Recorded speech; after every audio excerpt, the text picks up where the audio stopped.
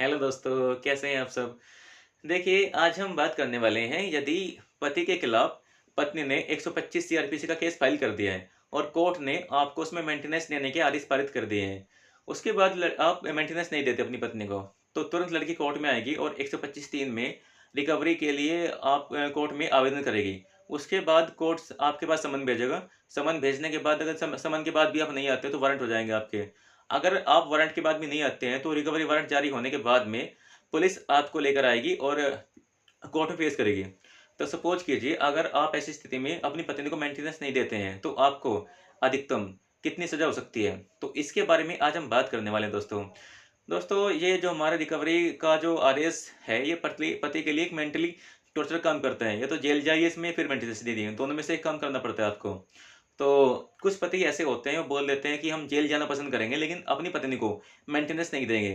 तो इसके बारे में आज हम बात करेंगे कि यदि आप अपनी पत्नी को मेंटेनेंस नहीं देते हैं, तो अधिकतम आपको कितनी सज़ा हो सकती है।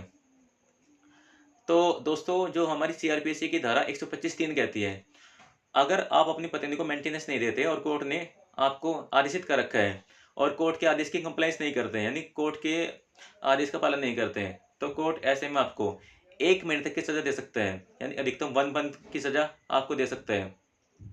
वो भी प्रत्येक डिफ़ॉल्ट के लिए। सपोज़ कीजिए आपके खिलाफ 1 महीने की रिकवरी बकाया है, लेकिन आप वो जो रिकवरी है वो नहीं देते और पैसे नहीं देते पत्नी को। तो उस रिकवरी के लिए अधिकतम आपको 1 महीने तक की सज़ा हो सकती है। या फिर अगर आप सपोज़ कीजिए पैसे दे देते हैं, तो जब तक आप पैसे नहीं देते तब तक, जो कि अधिकतम 1 महीने तक की हो सकती है। दूसरी बात, सपोज़ कीजिए कि आप जेल से बाहर आ गए हैं, उसके बाद भी अपने पैसे नहीं दिए, उसके बाद फिर दूसरे महीने की जो रिकवरी है वो बकाया हो जाएगी, यानी वो ड्यू हो जाएगी। तो फिर लड़की कोर्ट में आएगी, उसके बाद फिर कोर्ट से आवेदन करेगी कि दूसरे महीने की भी रिकवरी बकाया है, उसमें पैसे नहीं दिए जा रहे हैं। तो फिर तुरंत कोर्ट इसमें रिकवरी वारंट जारी करेगा और आपको दूसरी बार भी 1 महीने तक की सज़ा हो सकती है, यानी दूसरी बार भी आपको 1 मंथ की सज़ा हो सकती है दोस्तों। तो जितनी बार भी आप ऐसा करोगे, उतनी बार आपको 1 महीने तक की सज़ा हो सकती है।